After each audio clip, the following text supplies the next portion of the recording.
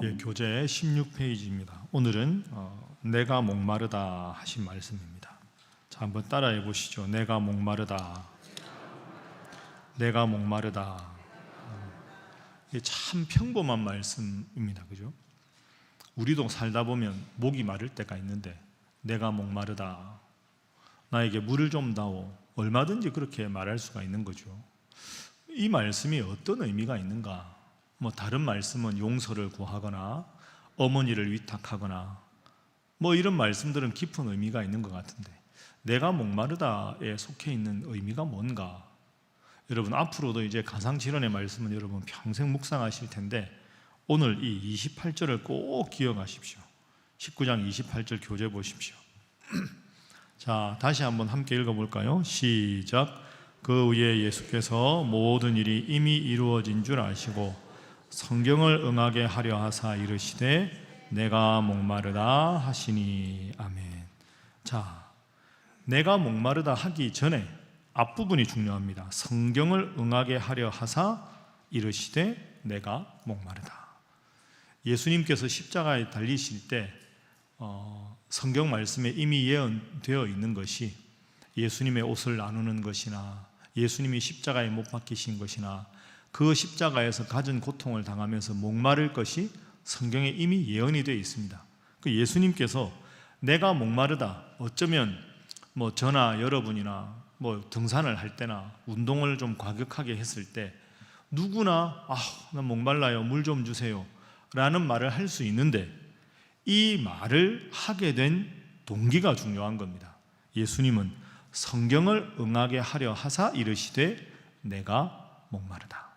그러니까 예수님의 죽음에서는 예수가 십자가에 못 박힐 때 목마르다는 말씀을 하게 되어 있는 것이 예언되어 있는데 그 예언을 따라서 내가 목마르다. 그러니까 여러분 오늘 이 말씀을 우리가 가만히 생각을 해보면 예수님은 표정 짓는 것 하나, 말씀하시는 것 하나, 행동하는 것 하나, 이 모든 것이 허투루 거저한 것이 하나도 없다는 의미에서 중요한 겁니다. 전부 하나님께서 예수님에게 하고자 하시는 것, 구약 성경에 다 예언되어 있는 것을 따라서 오직 한 말씀 한 말씀을 하셨다. 이게 예수님과 우리의 차이죠. 우리는 때로는 하나님 말씀대로 살 때도 있지만 때로는 하나님 말씀과 관계없이 내가 막 감정적으로 하고 싶은 말, 내 기분 따라, 내 생각 따라 막 말하고 행동할 때가 얼마나 많습니까? 근데 예수님은 그렇지가 않으셨다는 거죠. 가장 본능에 해당되는 목마른 것 표현 하나조차도 하나님께서 자신에게 주신 말씀대로 내가 목마르다 라고 말씀하셨습니다. 그래서 제가 여기 1번에 썼는데요, 한번 따라해 보시죠. 언생언사. 언생언사, 그렇죠? 말씀대로 사셨고 말씀대로 죽으셨다. 그러니까 구약의 예언을 따라 예수님이 이 땅에 오셨고 구약의 예언 따라 유대 땅 베들레헴에 미가서 5장 2절 말씀대로 태어나신 것, 그리고 마귀에게 시험 받으시는 것, 그 다음에 세례 받으시는 것, 말씀하시는 것, 기적을 행하신 것, 그 다음에 능력을 행하신 것, 돌아가시는 그 순간까지 모든 게 말씀에 따라서 언생언사, 말씀에 따라서 살아가셨고 말씀에 따라서 죽으셨다. 여러분 그렇습니다. 예수님의 모든 삶은 바로 이런 삶입니다. 그래서 우리가 예수님께 무엇을 본받아야 할까요? 우리가 예수님께 본받을 수 있는 게 뭔가? 예수님이 죽은 사람을 살렸다고 해서 우리 모두가 죽은 사람을 살릴 수는 없는 거 아닙니까? 예수님이 기적을 행하셨다고 해서 우리가 다 기적을 행하는 것도 아니고 예수님이 말씀을 전하실 때마다 능력 있는 새로운 교훈이었는데 우리의 입술에는 그런 능력 있는 새로운 교훈이 없습니다. 그러면 왜 굳이 예수님이 이 땅에 오셨을까? 구약의 예언자들을 통해서 예언하셔도 되는데 예수님이 굳이 이 땅에 오신 이유가 뭘까? 오늘 본문과 연관해서 깊이 생각하면 이런 겁니다. 예수님과 우리의 차이는 제가 말씀드린 대로 예수님은 이 땅에 오셔서 내 임의대로 살아간 게 하나도 없이 오직 하나님의 뜻을 예수님의 삶을 통해 완벽하게 펼쳐내셨습니다.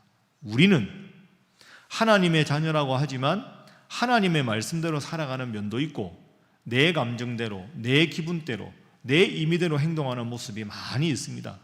예수님은 100% 하나님의 뜻대로, 우리는 때로 하나님의 뜻대로, 때로는 내 뜻대로. 그래서 예수님께서 내 뜻대로 마시고 아버지의 뜻대로, 죽음을 앞두고 제일 불안하고 힘드실 때 마지막까지도 하나님, 아버지, 내 뜻이 아니라 아버지의 뜻대로 되기를 원합니다. 그 모범을 우리에게 보여주신 거죠. 그래서 예수님은 말씀대로 완벽하게 살아가신 분인데, 우리가 고난주간을 겪으면서 나는 과연 내 생각 속에, 내 말 속에, 내 행동 속에 얼마나 하나님이 원하시는 뜻이 반영되고 있는가? 남들이 보기에는 제가 목사고 여러분 다 신일계 훌륭한 성도인데 여러분이 하는 모든 일은 다 하나님 원하시는 것이려니 생각하는데, 우리는 그렇지 않을 때가 참 많이 있는데, 오늘 예수님은 성경을 응하게 하려 하사 내가 목마르다 말씀하셨습니다. 여러분, 특별히 오늘 하루 살아갈 때 나의 입술의 모든 말과 나의 마음의 모든 묵상이 주님께 연락되는, 주님으로부터 오는 생각과 언행과 모든 삶을 살아가는 여러분 모두가 되시기를 주님 이름으로 축복합니다. 옆에 분들과 인사 한번 하겠습니다. 말씀대로 살아가시기 바랍니다. 자, 한 번 더 할까요? 잘하시기 바랍니다. 거듭 말씀드리지만 여러분, 이게 참 어려운 겁니다. 여기 16페이지 2번에 제가 썼습니다. 2번에 2번 보시면 십자가 전에 태형을 받으셨던 예수님입니다. 그 예수님이 맞으셨던 가죽 채찍이 39가닥이었습니다.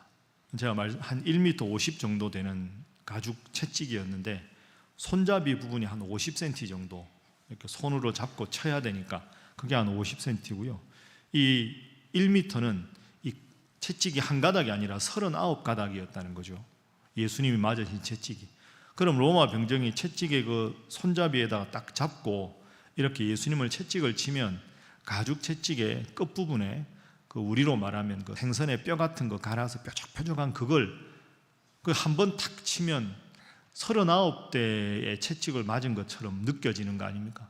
그 골고다 올라갈 때 계속 그걸 맞으셨으니까 예수님이 오죽하셨으면 올라가다가 넘어지셔서 도저히 십자가를 못 지고 가셨겠습니까?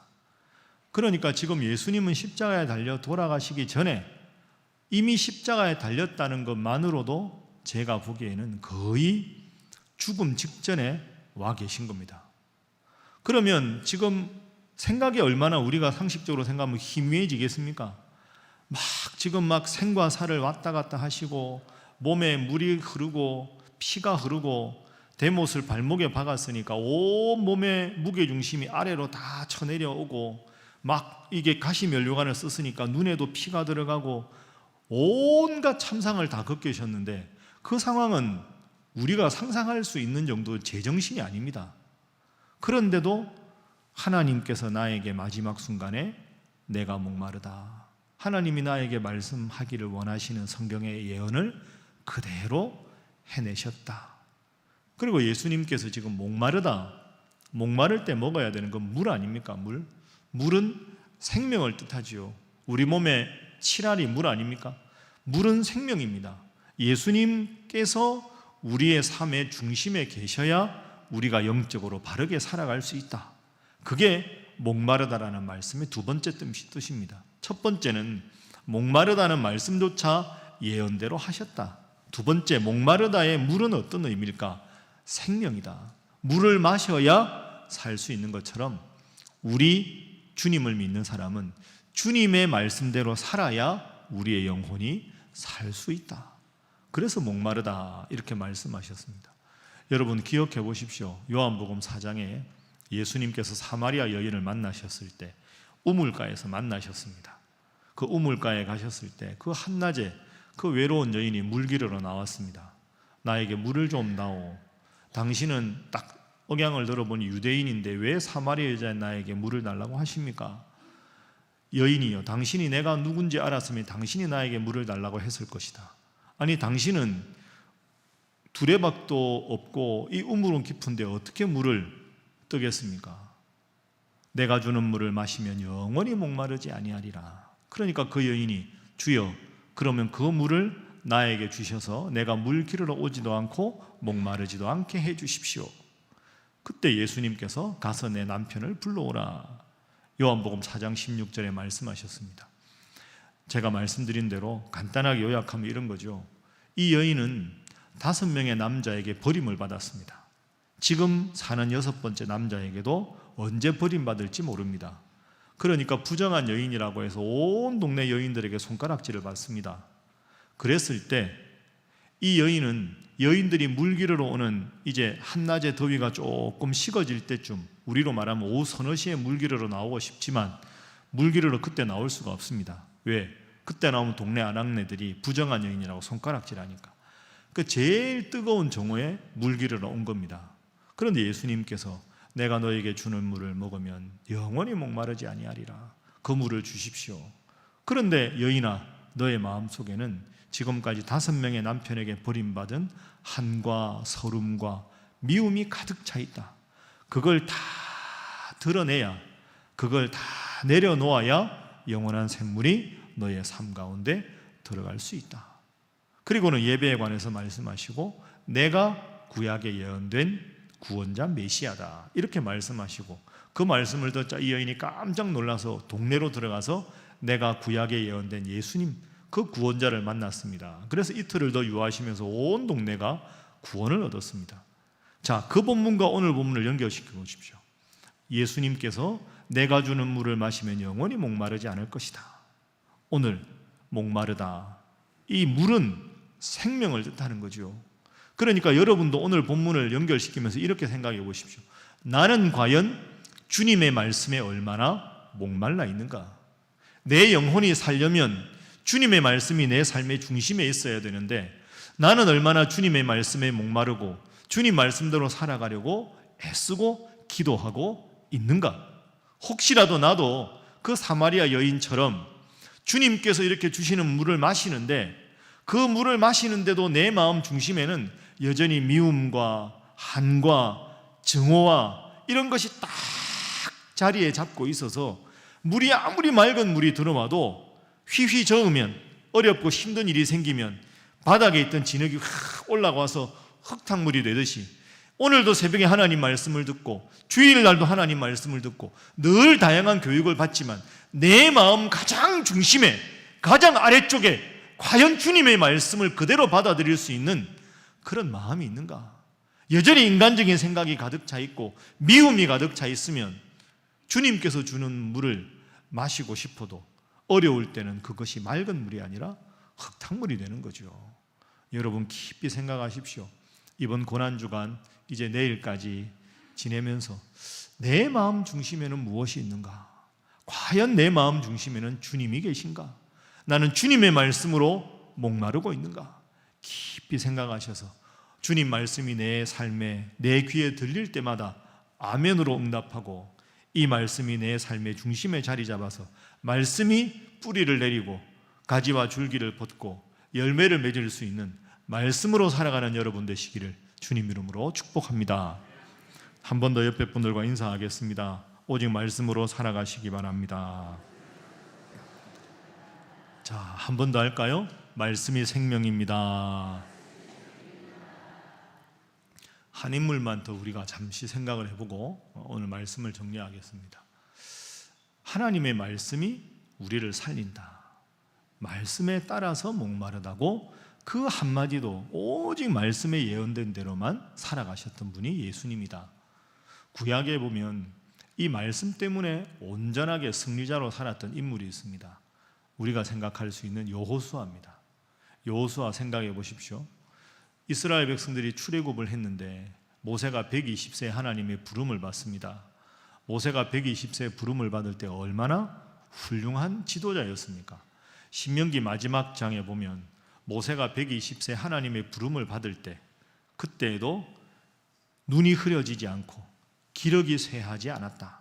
그러니까 모세는 하나님 앞에 부름을 받을 때까지 존경받는 지도자의 품위를 전혀 잃어버리지 않았습니다. 그런데 하나님께서 모세야 너의 사명은 여기까지다. 이제 가나안 땅에 들어가는 것, 요단강을 건너서 가나안 땅에 들어가서 그들과 싸우고 그 모든 땅을 지파별로 분배하는 모든 일은 너의 후계자 누구? 여호수아의 일이다 해서 거기서 하나님께서 불러가십니다. 그리고는 여호수아 1장에 여호수아가 백성의 지도자가 되었습니다.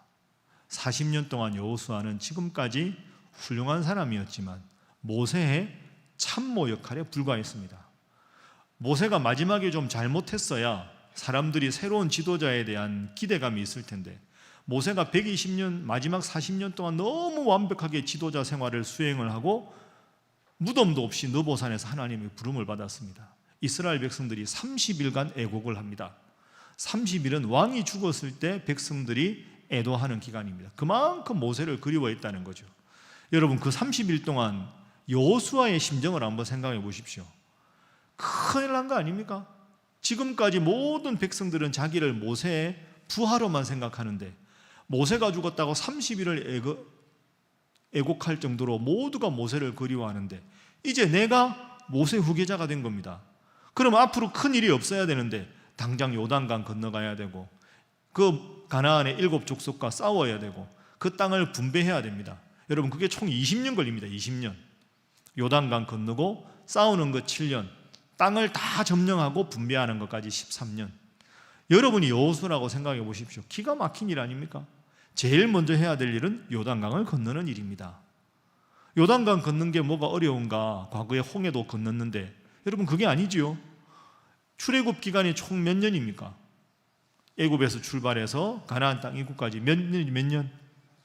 왜 저를 보시고 어버버버 하십니까? 40년. 그런데 출애굽할 때 부모 세대는 다 죽었습니다. 가나안 땅에 들어간 건 2사람 누굽니까? 여호수아와 갈렙. 이렇게 대답을 하셔야 교회가 수준이 있는 거죠. 여호수아와 갈렙. 그러면 그 사이에 다 죽은 겁니다. 그럼 요단강을 건너가야 되는 사람들은 홍해 건널 때 그 기억했던 부모들은 다 죽고 홍해 기억이 없는 아이들입니다. 지금까지 그렇게 건너본 적이 없습니다. 그런데 여호수아가 이 출애굽 2세대들을 데리고 요단강을 건너가야 됩니다. 요단강은 여호수아 말씀을 자세히 읽어보면 이 이스라엘 백성들 요단강을 건너갈 때가 우리로 말하면 3, 4월입니다. 그때가 언제냐 하면 우기입니다. 우기. 비가 많이 올 때. 그래 이스라엘 쪽에서 제일 높은 산이 헬몬산이거든요. 헬몬산이 중동이지만 이 눈으로 덮여 있는데요. 그 눈까지 녹아서 그 눈이 녹은 물이 엄청나게 쏟아져 나서 갈릴리 호수로 들어갑니다. 갈릴리 호수에 들어갔던 그 물이 다시 내려가서 요단강으로 내려갑니다. 그러니까 요단강이 우리가 건기에 가면 지난번에 우리가 가본 대로 이 폭이 한 50m도 채 되지 않습니다. 우리 예배당 여기서 저기까지 아이고 요단강이 저기까지밖에 안 돼 이렇게 쉽습니다. 그런데 여호수아가 건너가던 그 당시에는 폭이 1.6km입니다. 요단강이 어마어마하게 왜 헬몬산에 만년설이 내린 물이 녹은 물 갈릴리 호수에서 쏟아지는 물 수심이 얼마냐? 3에서 5m입니다. 그러면 1.6km의 폭에 3에서 5m 되는데 지금까지 200만 명이 한 번도 뗏목 타고 건너가 본 적이 없는데 어떻게 건너가겠습니까? 그러면 30일 동안 애국하는 그 백성들의 슬픔을 보고 도대체 내가 어떻게 요단강을 건너가야 되나? 요단강을 잘 건너도 아낙 자손 기골이 장대한 가나안의 토착 7 족속이 딱 만반의 전쟁 준비를 하고 있는데 어떻게 이 오합지졸 같은 이스라엘 백성들이 그들과 싸워서 이길 수 있단 말이냐? 싸워서 이기더라도 아무런 불평 없이 목숨 걸고 싸웠던 그 지파별로 불평 없이 다 땅을 어떻게 분배하란 말이에요. 여호수아 입장에서는 기가 막혔을 겁니다. 하나도 쉬운 게 없습니다. 차라리 내가 지도자가 아니었다면 좋겠다 그런 마음이 들 겁니다. 근데 그 절대절명의 위기 가운데 제대로 먹었겠습니까? 잠을 제대로 갔겠습니까? 참모들은 물어보는데 뒤에서 쑥덕쑥덕 하는 건 지가 무슨 지도자냐? 모세의 부하지. 야 여호수아하고 동급인 지도자가 11명이나 있는데 너도 할 수 있잖아. 얼마나 그런 말도 많았을까요? 여호수아가 기가 막혔을 겁니다. 그런데 그때 우리가 잘 아는 대로 하나님께서 여호수아에게 말씀하십니다. 걱정하지 말아라 여호수아야. 하나만 기억해라. 이거 하나만 기억하면 내가 함께 해주겠다. 여호수아서 1장 8절 말씀입니다. 자, 우리 화면 보지요. 함께 읽습니다. 시작. 이 율법책을 내 입에서 떠나지 말게 하며 주야로 그것을 묵상하여 그 안에 기록된 대로 다 지켜 행하라. 그리하면 내 길이 평탄하게 될 것이며 내가 형통하리라. 아멘. 따라합니다. 이 율법책을 내 입에서 떠나지 말게 하며, 따라합니다. 주야로 그것을 묵상하여 기록된 대로 다 지켜 행하라. 여러분 믿습니까? 율법책은 하나님 말씀이죠. 하나님 말씀을 늘 떠나지 않게 하고 주야로 밤낮으로 묵상하고 그 말씀대로 살아가면 내가 형통하게 해주겠다.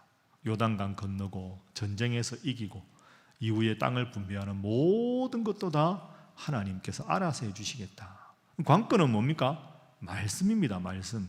그래서 여호수아가 이 말씀을 듣고 나서 제가 생각하기에 깨달은 게 있을 겁니다. 그렇구나. 출애굽은 모세가 위대해서 한 게 아니고 모세를 통해서 하나님이 하셨다. 그러면 내가 요단강을 건너는 것도 그 가나안의 족속들을 물리치는 것도 땅을 불평불만 없이 다 분배하는 것도 여호수아 내가 하는 게 아니라 나를 통해 하나님께서 하시는 것이다. 이걸 지금 여호수아가 믿은 겁니다. 여러분도 생각하십시오. 모세가 훌륭한 게 아니고요, 여호수아가 훌륭한 게 아닙니다. 성경의 위인들이 훌륭한 게 아니고요, 그들을 쓰시고 그들을 통해 역사하시는 하나님이 위대하신 줄로 믿습니다.